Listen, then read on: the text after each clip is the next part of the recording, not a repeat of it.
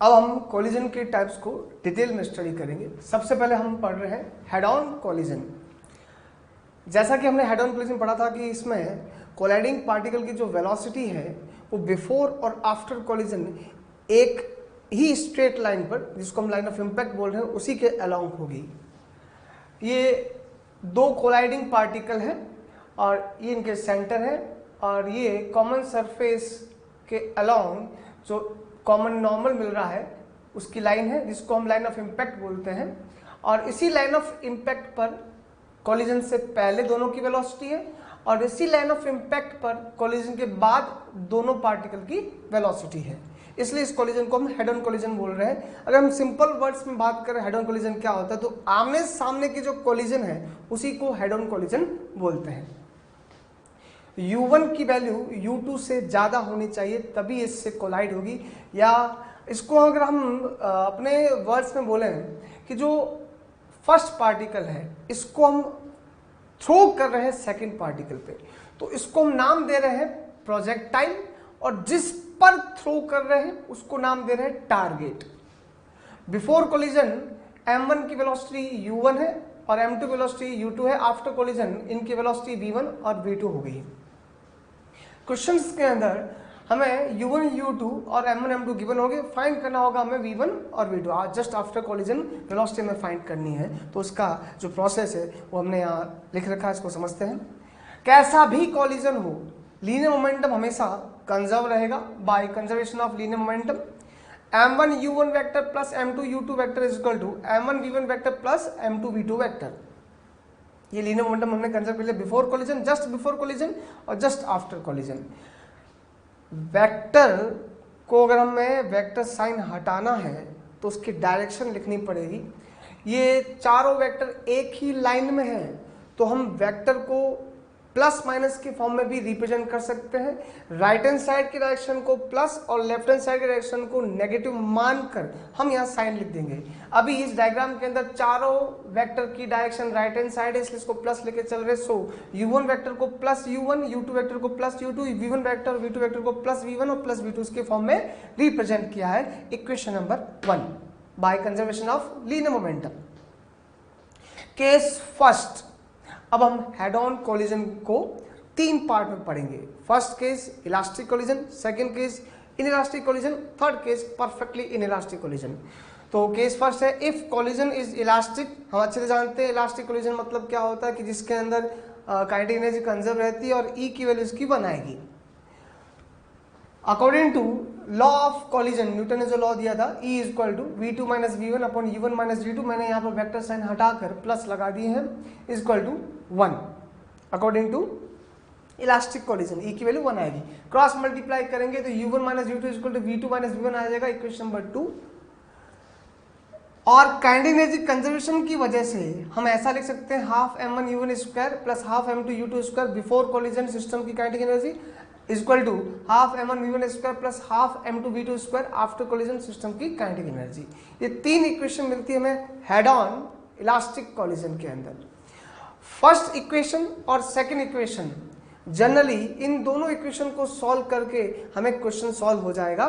और इन दोनों को सॉल्व कैसे करेंगे, जैसे दो इक्वेशन हमने पुरानी क्लासेस के अंदर जो पढ़ रखा मैथ्स के अंदर कि दो इक्वेशन को जब हम सॉल्व करते थे तो किसी भी एक को एलिमिनेट करके दूसरे को फाइंड किया करते थे, बिल्कुल वैसे ही। जैसे अगर मैं यहाँ m1 u1 plus m2 u2 equal to m1 v1 plus m2 v2 और u1 minus v2 equal to v2 minus v1 में v1 या v2 को एलिमिनेट करके हम दूसरी वैल्यू फाइंड कर सकते हैं। तो दोनों वैल्यू को फाइंड करके हम v1 और v2 का फॉर्मूला डिराइव करें। मैं डायरेक्ट इसको लिख रहा हूँ और आपको फॉर्मूला लिखना कैसा इसको भी सिखा रहा हूँ। ये याद रहे तो ठीक है, नहीं तो आप दोनों इक्वेशन को सॉल्व करके इजीली ये चीज़ फाइंड कर सकते हैं, v1 v2 फाइंड कर सकते हैं। हमें जो क्वेश्चन में सॉल्व करना होगा वो जस्ट आफ्टर कोलिजन दोनों पार्टिकल की वेलोसिटी ही v1 और v2 ही फाइंड करनी होगी। और इसको हम फर्स्ट इक्वेशन और सेकंड इक्वेशन को दोनों को सॉल्व करके फाइंड कर सकते हैं, इसके लिए फॉर्मूला याद करने की कोई ज़रूरत नहीं है। लेकिन इसके बाद जो मैं केसेस बताऊंगा, इंपॉर्टेंट पॉइंट्स लिखाएंगे, उस इंपॉर्टेंट पॉइंट्स में ये फॉर्मूले मालूम होना जरूरी है, इसलिए फॉर्मूला डिराइव कर रहे हैं। इससे अगर हम नहीं रटे तो कोई प्रॉब्लम वाली बात नहीं है, दोनों को सॉल्व करके इजीली सॉल्व हो जाएगी। क्योंकि अभी तो हमारे पास में क्या है, m1 u1 इस फॉर्म में लिखा है, जब क्वेश्चन में आपको जो वैल्यू मिलेगी तब इक्वेशन बहुत सिंपल बनेगी, और इन दोनों इक्वेशन को सॉल्व करना इस फॉर्मूले को याद करने से भी ज़्यादा ईजी होगा। लेकिन आगे के जो इंपॉर्टेंट पॉइंट्स हैं उसको समझने के लिए हम ये फॉर्मूला डिराइव कर रहे हैं, और दोनों को डिराइव करने में जैसे इक्वेशन नंबर 2 को m1 से मल्टीप्लाई करके अगर ऐड कर दें तो v1 से v1 वाला टर्म्स कैंसिल हो जाएगा और v2 में मिल जाएगा। इसी टाइप से सॉल्व कर रहे हैं इसको। तो मैं डायरेक्ट इसका फॉर्मूला लिख रहा हूँ, वो कैसे लिखता हूँ आपको समझा रहा हूँ ताकि आपको याद रहेगा। Upon u1 plus upon u2 same upon u1 plus upon u2। Upon के डिवाइड में चारों में m1 प्लस m2 लिख दो।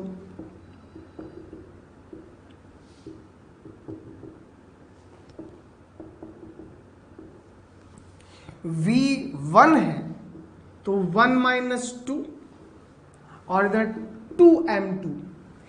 v2 है तो 2 माइनस 1 और इधर 2m1। सिमिलर टाइप का है, बस यहाँ 1 माइनस 2 इधर लिखा तो यहाँ 2 माइनस 1 इधर लिखा जाएगा। ये दो फॉर्मूले इन दो इक्वेशन को सॉल्व करके मिलेगा। v1 और v2 ये फॉर्मूले याद रखें जरूरी नहीं है, सॉल्व करके हम लिख सकते हैं, लेकिन इन फॉर्मूले का यूज हम आगे के इंपॉर्टेंट पॉइंट्स को सॉल्व करने में यूज करेंगे और उन्हें हमें डायरेक्ट याद रखना है। हेड ऑन इलास्टिक कोलिजन के कुछ इंपॉर्टेंट पॉइंट्स जो हम यहाँ लिख रहे हैं, ये एक्चुअल में इंपॉर्टेंट पॉइंट्स और कुछ भी नहीं, क्वेश्चंस ही है जिसको हम एज अ थ्योरी यहाँ लिख रहे हैं। First point, if both masses are same, मतलब प्रोजेक्टाइल और टारगेट का मास सेम है, m1 equal to m2 equal to m, we know that velocities of colliding particle after collision v1 equal to m1 minus m2 upon m1 plus m2 u1 plus 2m2 upon m1 plus m2 u2 and v2 equal to 2m1 upon m1 plus m2 u1 plus m2 minus m1 upon m1 plus m2 u2।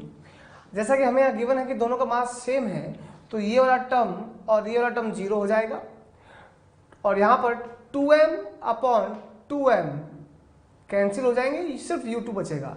So v1 equal to u2 और यहाँ पर similar 2m upon 2m, ये भी term cancel हो जाएगा, u1 बचेगा। v2 equal to u1, v1 equal to v2 u2 और v2 equal to u1। इसका मतलब ये है कि जो पहले सेकंड वाले कॉलिजन से पहले जो सेकंड पार्टिकल की वेलोसिटी थी वो वेलोसिटी अब फर्स्ट पार्टिकल की बन जाएगी, और जो फर्स्ट पार्टिकल की वेलोसिटी थी वो अब आफ्टर कॉलिजन सेकंड पार्टिकल बन जाएगी। दैट मीन्स दोनों पार्टिकल अपनी वेलोसिटी को इंटरचेंज कर लेंगे। ध्यान रखना ये कब है, जब हेड ऑन इलास्टिक कॉलिजन में दोनों पार्टिकल का मास सेम हो तब इनकी वेलोसिटी इंटरचेंज हो जाती है। जो भी हम बॉक्स में बंद कर रहे हैं वो इंपॉर्टेंट पॉइंट्स है जिसको मैं डायरेक्टली याद करना है। तो अब तक हमें एक पॉइंट में आया कि हेड ऑन इलास्टिक कॉलिजन में जब मास दोनों पार्टिकल का सेम हो तो दोनों की वेलोसिटी इंटरचेंज हो जाएगी। इसको डायरेक्ट अप्लाई करेंगे हम। If target initially at rest, मतलब कि u2 इक्वल टू 0 अगर हो तो इस फॉर्मूले में ये वाले टर्म गायब हो जाएंगे। तो simply v1 equal to m1 minus m2 upon m1 plus m2 u1 and v2 equal to 2m1 upon m1 plus m2 u1। ये इतना कुछ खास फॉर्मूला नहीं है, लेकिन हाँ इसके आगे जरा देखें। अगर टारगेट इनिशियली रेस्ट पर साथ साथ दोनों का मास भी सेम है, उस केस में हम अच्छे से जानते हैं हेड ऑन इलास्टिक कॉलिजन और मास सेम, वेलोसिटी इंटरचेंज, मतलब टारगेट पहले रेस्ट पे था तो अब कौन रेस्ट पे हो जाएगा, जो प्रोजेक्टाइल है वो रेस्ट पे हो जाएगा, और जो प्रोजेक्टाइल जिस स्पीड से चल रहा था अब टारगेट उस स्पीड से चलने लगेगा। ये हमें इस फर्स्ट केस के थ्रू समझ आया। मैं चाहूँ तो यहाँ पर भी रख सकता हूँ u2 की वैल्यू 0 हमने कर ही रखी है, मास भी सेम कर दो कि मास सेम करोगे तो वैल्यू 0 हो जाएगी और ये 2m से 2m कैंसिल, u1 बच जाएगा। v1 equal to 0, v2 equal to u1। इन दोनों पॉइंट्स हमें क्या समझ में आया कि हेड ऑन इलास्टिक कॉलिजन में अगर मास दोनों पार्टिकल का सेम हो तो उनकी वेलोसिटी इंटरचेंज हो जाएगी। Late assume target is at rest initially, second particle rest पर है, तो जो फर्स्ट पार्टिकल आ रहा है जब इससे हेड ऑन कॉलिजन करेगा, इलास्टिक कॉलिजन करेगा, मास सेम है, हेड ऑन इलास्टिक कॉलिजन करेगा तो फर्स्ट पार्टिकल तो रुक जाएगा, सेकेंड पार्टिकल उसी स्पीड से जिस स्पीड से फर्स्ट पार्टिकल आ रहा है चलने लग जाएगा। मतलब जो चल रहा था वो रुक जाएगा, जो रुका हुआ था वो चलने लग जाएगा। ये थे दोनों पॉइंट। अब third point, if target is very heavy, मतलब टारगेट का जो मास है वो प्रोजेक्टर के मास से बहुत ज्यादा है, means m2 is greater than m1। तो v1 v2 की वैल्यू इस फॉर्मूले से लिखने से पहले हम इन वाले टर्म्स को थोड़ा सा नील इक्वल टू लिख देते हैं, m1 minus m2 upon m1 plus m2 को। इसको कैसे लिखेंगे, अगर m2 m1 से बहुत ज़्यादा है तो हम एक काम करते हैं, यहाँ से अगर मैं m2 कॉमन ले लूँ तो यहाँ बचेगा m1 बाई m2, यहाँ बचेगा m1 बाई m2, यहाँ आएगा 1 और ये 1। If m2 is greater than m1, so m1 by m2 is nil equal to मैं 0 कह सकता हूँ, क्योंकि m2 वैल्यू बहुत ज़्यादा है तो m1 by m2 nil equal to 0 हो जाएगा। तो जब मैं यहाँ से m2 कॉमन लूँगा तो m1 बाई m2 0 बन जाएगा, 0 माइनस 1 अपॉन 0 प्लस 1, ये नील इक्वल टू माइनस 1 क्या आएगा, 2m2 upon m1 plus m2। इसमें से भी m2 कॉमन लें तो ऊपर 2 बच जाएगा, नीचे बचेगा m1 बाई m2, इसको नील इक्वल टू 0 लिखेंगे प्लस 1 तो 2 आ जाएगा, 2m1 upon m1 plus m2। अगर m2 की वैल्यू m1 से बहुत ज़्यादा है तो ये वैल्यू ऑब्वियसली बात है 0 ही आएगी। m2 minus m1 upon m1 plus m2, ये इसी का ही माइनस साइन है तो यहाँ वैल्यू 1 आ जाएगी। अब जो v1 v2 का फॉर्मूला हमारे पास में, इस फॉर्मूले में इन चारों की वैल्यू जो हमने नीली इक्वल टू रखी है उसे पुट कर दे, तो m1 minus m2 upon m1 plus m2 की वैल्यू यहाँ पर -1 है तो यहाँ मिलेगा v1 equal to minus u1 plus 2u2, minus u1 plus 2u2, और v2 की वैल्यू ये 0 हो जाएगा प्लस ये आ जाएगा 1u2, तो v2 इक्वल टू u2। जब टारगेट हैवी है उस समय टारगेट की स्पीड में कोई इफेक्ट नहीं पड़ता, यहाँ पे नील इक्वल टू मान के चल रहे हैं। मतलब अगर टारगेट हैवी हुआ और ये मूव कर रहा है, जिस स्पीड से मूव कर रहा है बिफोर कोलिजन, आफ्टर कोलिजन इसकी स्पीड वही की वही रहेगी। इसको हम डायरेक्ट अप्लाई कर सकते हैं। And if target is at rest initially, मतलब u2 की वैल्यू 0 है, टारगेट हैवी भी है और रेस्ट पे भी है, तो टारगेट हैवी होने की वजह से जो पहले रेस्ट पे था तो बाद में भी रेस्ट पे रहेगा, और जो प्रोजेक्टाइल आ रहा है जिस स्पीड से आ रहा है आफ्टर कोलिजन उसी स्पीड से अपोजिट डायरेक्शन में मूव कर जाएगा, v1 equal to minus u1। तो यहां से देखो हमें क्या क्या पॉइंट्स में है। सबसे पहला, हेड ऑन इलास्टिक कोलिजन में अगर मास दोनों पार्टिकल का सेम है तो उनकी वेलोसिटी इंटरचेंज हो जाएगी। हेड ऑन इलास्टिक कोलिजन में अगर दोनों पार्टिकल का मास सेम है और टारगेट रेस्ट पे है तो जो चल के आ रहा है वो रुक जाएगा और जो रुका हुआ था वो चलने लग जाएगा उसी स्पीड से। सेकंड केस इसमें ये था कि जो हैवी बॉडी है उसकी वेलोसिटी में चेंजेस नहीं होते, बिफोर कोलिजन और आफ्टर कोलिजन वेलोसिटी हमेशा सेम रहेगी। अब अगर टारगेट रेस्ट पे है और हैवी है तो वो बाद में भी रेस्ट पे रहेगा आफ्टर कोलिजन, और जो प्रोजेक्टाइल आ रहा है वो उसी स्पीड से वापस रिवर्ट हो जाएगा। v1 equal to minus u1। ये 3 पॉइंट है अब तक जो हमने पढ़े हैं, इनको जो बॉक्सेस में बंद है उनको हमें याद रखना है। Next important points, if projectile is very heavy means m1 is greater then m2, तो हम यहाँ पर ऐसा कह सकते हैं कि m2 by m1 is nil equal to 0। अगर m1 बहुत हैवी हुआ तो m2 by m1 is nil equal to 0 हम मान सकते हैं। तो वही चार expression m1 minus m2 upon m1 plus m2, वही यहाँ पर हम m1 कॉमन ले लेंगे तो 1 minus m2 by m1, 1 plus m2 by m1, और m2 बाई m1 की जगह 0 पुट कर देंगे तो यहाँ सिर्फ 1 बचेगा। सिमिलरली 2m2 अपन m1 प्लस m2, वही हम m2 की वैल्यू m1 से बहुत कम होने की वजह से ये नील इक्वल टू 0 बन जाएगा। 2m1 upon m1 plus m2, again m1 common लेंगे तो ऊपर 2 बचेगा, नीचे 1 प्लस m2 बाई m1 जिसको हम 0 लिख सकते हैं, तो यहाँ वैल्यू 2 आ जाएगी। m2 minus m1 upon m1 plus m2, again यहाँ से m1 कॉमन लेंगे तो m2 by m1 0 minus 1 upon 1 plus 0 बच जाएगा, जिसकी वैल्यू -1 के इक्वल आ जाएगी।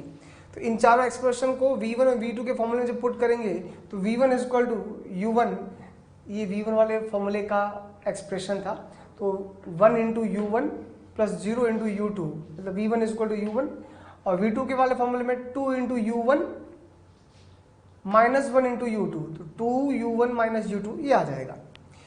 इस रिलेशन से हमें एक बात समझ आई है कि प्रोजेक्टाइल जो हैवी था उसकी स्पीड में, उसकी वेलोसिटी में कोई चेंजेस नहीं आ रहा, जो पहले थी वो बाद में है। ऐसा ही हमने टारगेट में पढ़ा था, तो दोनों को कंबाइंड फॉर्म में एक रिजल्ट दे देते हैं। चाहे टारगेट हैवी हो चाहे प्रोजेक्टाइल हैवी हो, कोलिजन से पहले और कोलिजन के बाद में इनकी वेलोसिटी में चेंजेस नहीं आएंगे। जो भी हैवी होगा उसकी वेलोसिटी में चेंजेस नहीं आएंगे। साथ साथ अगर हम इसमें टारगेट को रेस्ट पे रख लें इनिशियली, तो U2 की वैल्यू 0 हो जाएगी, तो V1 तो U1 के बराबर ही रहेगा और V2 के अंदर ये वाला टर्म 0 हो जाएगा। So V2 is equal to twice of U1। मतलब हैवी बॉडी जब लाइट पार्टिकल से कोलाइड करेगी तो हैवी बॉडी की वेलोसिटी में कोई चेंजेस नहीं आएंगे, लेकिन लाइट पार्टिकल अब हैवी बॉडी की डबल स्पीड से आगे भागेगी। ये था फोर्थ पॉइंट। फिफ्थ पॉइंट को स्टार्ट करने से पहले इन चारों पॉइंट को एक बार समराइज कर रहे हैं। सबसे पहले हमें क्या याद रखना है कि अगर हेड ऑन इलास्टिक कोलिजन है और मास सेम है दोनों का, तो उनकी वेलोसिटी इंटरचेंज हो जाएगी। साथ साथ अगर टारगेट रेस्ट पे है और प्रोजेक्टाइल आ रहा है, तो जो चल रहा है वो रुक जाएगा, जो रुका हुआ है वो सेम स्पीड से चलने लगेगा। सेकंड, चाहे प्रोजेक्टाइल हैवी हो चाहे टारगेट हैवी हो, जो भी हैवी पार्टिकल होगा उसकी वेलोसिटी में कोई इफेक्ट नहीं आएगा। अगर हम हैवी बॉडी को लाइटर पार्टिकल पर स्ट्राइक करवाएंगे तो हैवी बॉडी की वेलोसिटी में कोई इफेक्ट नहीं आएगा, और लाइटर पार्टिकल अगर इनिशियली रेस्ट पे है तो वो डबल स्पीड से भागेगा। अब अगर टारगेट हैवी है और रेस्ट पे है तो इसकी वेलोसिटी में कोई इफेक्ट नहीं आएगा। पहले भी रेस्ट पे था, अभी भी रेस्ट पे आएगा, लेकिन प्रोजेक्टाइल जो आ रहा है वो उसी स्पीड से रिवर्ट कर जाएगा। एग्जाम्पल के तौर पे वॉल पर अगर हम बॉल को फेंक के मारे तो वॉल की वेलोसिटी में कोई चेंजेस नहीं आएगा। पहले भी रेस्ट पे था, अभी भी रेस्ट पे है, लेकिन जो बॉल आ रही है वो टकरा कर रिवर्ट होकर उसी स्पीड से जाएगी। Fifth point, percentage kinetic energy transfer from projectile to target. यहाँ एक कंफ्यूजन होता है, कई बार क्वेश्चन में ऐसे पूछ लेते हैं कि भाई percentage change in kinetic energy of system पूछ लेता है हेड ऑन इलास्टिक कोलिजन में, तो उसका आंसर आएगा 0, क्योंकि हम अच्छे से जानते हैं इलास्टिक कोलिजन में काइनेटिक एनर्जी कंजर्व रहती है, इसलिए लॉस नहीं होगा। लेकिन यहाँ पर कुछ और पूछा गया है। यहाँ पूछा गया percentage kinetic energy transferred from projectile to target, कि प्रोजेक्टाइल से टारगेट में कितनी एनर्जी ट्रांसफर्ड हुई वो फाइंड करना है। हाँ, ये तो जरूर है कि वेलोसिटी चेंज हो रही है तो एनर्जी कुछ न कुछ ट्रांसफर जरूर होगी। So initial kinetic energy of projectile K1I is equal to half m1u1 जो कि इसकी वैल्यू है, और फाइनल हो जाएगी हाफ m1v1। और अगर कितना ट्रांसफर हुआ है तो ज़्यादा में से कम को माइनस कर दें, तो हमने लिखा है transferred kinetic energy from projectile delta K is equal to initial minus final. Projectile की इनिशियल और फाइनल काइनेटिक एनर्जी को सब्ट्रैक्ट करेंगे तो ट्रांसफर मिल जाएगा। और अगर फ्रैक्शन फाइंड करना है तो इनिशियल से डिवाइड कर दें, कि delta K1 is upon K1 initial is equal to, ये हमने लिख दिया यहाँ पे, इसको अलग अलग डिवाइड कर दूँ, अलग डिवाइड करेंगे तो यहाँ 1 आ जाएगा, minus K1 final upon K1 initial. K1 final की वैल्यू ये हमारे पास में हाफ m1v1 और इनिशियल की वैल्यू हाफ m1u1, डिवाइड करोगे तो v1 अपॉन u1 का होल स्क्वायर आ जाएगा। ये पूरा फ्रैक्शनल है ट्रांसफर काइनेटिक एनर्जी का। फ्रैक्शन हमेशा 1 में से फाइंड होता है, और 1 माइनस v1 अपॉन u1 का होल स्क्वायर, मतलब ये अगर ध्यान से देखें तो ये रिमेनिंग फ्रैक्शनल है, और 1 में से अगर रिमेनिंग फ्रैक्शनल को अगर मैं माइनस करूंगा तो मैं ट्रांसफर्ड फ्रैक्शन मिल जाएगा। If target is at rest initially, मतलब u2 इज इक्वल टू 0, तो हमें v1 का फॉर्मूले में u2 वाला टर्म अगर 0 कर दे तो m1 minus m2 upon m1 plus m2 u1 आ जाएगा। अब इसको इस वाले फॉर्मूले में पुट करें तो 1 minus m1 upon m2, m1 minus m2 upon m1 plus m2 का होल स्क्वायर। इसको जरा थोड़ा सा सिंप्लीफाई करें, इस स्क्वायर को ओपन करके एलसीएम लेके सॉल्व करेंगे तो आएगा 4m1 m2 upon m1 plus m2 का होल स्क्वायर। परसेंटेज निकालना तो इंटू 100 कर देंगे, ये जो फॉर्मूला है, ये फॉर्मूला याद करने की जरूरत नहीं, लेकिन कई बार क्वेश्चन में डायरेक्ट फॉर्मूला पूछा जाता है, और अगर हमें कैलकुलेशन करनी हो तो कैलकुलेशन करने के लिए कोई तकलीफ वाली बात नहीं है, आप आराम से ये दोनों वैल्यू निकाल सकते हैं। ये क्वेश्चन में गिवन होगी, हमें v1 फाइंड करना होगा। v1 फाइंड करने के लिए हमारे पास में दो इक्वेशन होगी, एक तो कंजर्वेशन ऑफ लीनियर मोमेंटम की और दूसरी न्यूटन्स लॉ ऑफ कोलिजन की। वहां से v1 फाइंड हो जाएगा, v1 फाइंड हो जाएगा तो काइनेटिक एनर्जी फाइनल फाइंड हो जाएगी। सब्ट्रैक्ट करेंगे आपको ट्रांसफर मिल जाएगा, इनिशियल से डिवाइड करेंगे फ्रैक्शन आएगा, इनटू 100 करेंगे परसेंटेज आएगा। लेकिन कई बार क्वेश्चन में डायरेक्ट फॉर्मूला पूछ लेते हैं, तो ये फॉर्मूला दिमाग में रहना चाहिए कि ये formula percentage transfer kinetic energy का फॉर्मूला है। केस 1 में हमने कोलिजन को इलास्टिक कोलिजन लिया था, जिसमें से हमने कुछ इंपॉर्टेंट पॉइंट्स पढ़े थे, और उसमें 3 पॉइंट थे जिसको हमें याद रखना था। फर्स्ट कि भाई टारगेट और प्रोजेक्टाइल अगर इक्वल मास के हैं और हेड ऑन कोलिजन कर रहे हैं तो उनका वेलोसिटी इंटरचेंज हो जाएगी। टारगेट रेस्ट पे हुआ तो जो चल रहा था वो रुक जाएगा, जो रुका हुआ था चलने लग जाएगा। जो भी हैवी पार्टिकल होगा, चाहे वो टारगेट हो चाहे वो प्रोजेक्टाइल हो, उनकी वेलोसिटी में चेंजेस आफ्टर कोलिजन नहीं होगा। अगर हैवी बॉडी लाइटर पार्टिकल से कोलाइड करती है और टारगेट रेस्ट पे हो तो हैवी बॉडी की वेलोसिटी में चेंजेस नहीं होंगे, लेकिन जो टारगेट है जो इनिशियली रेस्ट पे था वो डबल स्पीड से जाएगा। और अगर टारगेट हैवी है और रेस्ट पे है तो वो बाद में भी रेस्ट पे रहेगा, और जो प्रोजेक्टाइल आ रहा है लाइटर पार्टिकल वो रिवर्ट होकर उसी स्पीड से जाएगा। ये 3 बातें हमें ध्यान रखनी थी। Similarly case second, if collision is inelastic, मतलब यहाँ ई की वैल्यू 0 से 1 के बीच में लाई करेगी। इनइलास्टिक में काइनेटिक एनर्जी कंजर्व नहीं रहती है, लेकिन हाँ लीनियर मोमेंटम हमेशा कंजर्व रहेगा। तो by conservation of linear momentum m1u1 plus m2u2 equal to m1v1 plus m2v2, equation number 1। According to law of collision E is equal to v2 minus v1 upon u1 minus u2, cross multiply करेंगे तो v2 minus v1 is equal to e times of u1 minus u2, equation number 2। आपको question में m1 u1 m2 u2 given होगा तो बहुत ही simple equation बनेगी। उन दोनों को सॉल्व करके हम v1 v2 फाइंड कर सकते हैं, और ये उसके फॉर्मूले हैं। ये याद नहीं रखो तो भी चलेगा और ये इसकी हमें जरूरत भी नहीं पड़ेगी, लेकिन फिर भी हमने ये फॉर्मूला लिख रखा है v1, इन दोनों को सॉल्व करके ही लिखा है। v1 is equal to m1 minus e m2 upon m1 plus m2 u1 plus 1 plus e m2 upon m1 plus m2 u2। Similarly, v2 is equal to 1 plus e m1 upon m1 plus m2 u1 plus m2 minus e m1 upon m1 plus m2 u2। अगर मैं इस equation के अंदर e की वैल्यू 1 put कर दूं तो इलास्टिक कोलिजन बन जाएगा, और e की वैल्यू 0 पुट कर दूं तो परफेक्टली इन इलास्टिक कोलिजन बन जाएगा। जरा ध्यान दें, e इज इक्वल टू अगर मैं 1 पुट करता हूं देखो m1 minus m2 upon m1 plus m2 u1, 1 plus 1 2 m2 upon m1 plus m2 u2, वही वाला फॉर्मूला बन जाएगा। ठीक है, नेक्स्ट इसी में ही चेंज और loss in kinetic energy of system. जैसा कि हमने बात किया था कि इलास्टिक कोलिजन में कुछ एनर्जी काइनेटिक एनर्जी यूज आ जाती है डिफॉर्मेशन पोटेंशियल एनर्जी के फॉर्म में स्टोर होने के लिए। सो सिस्टम की काइनेटिक एनर्जी यहाँ पर कंजर्व नहीं रहेगी, लॉस होगा। और कितना लॉस होगा? Delta K system is equal to initial minus final. Loss find करना है इसलिए ज्यादा में से कम को माइनस कर रहे हैं। जब इसको सॉल्व करोगे आप, इनिशियल काइनेटिक एनर्जी क्या होगी सिस्टम की? Half m1 u1 square plus half m2 u2 square.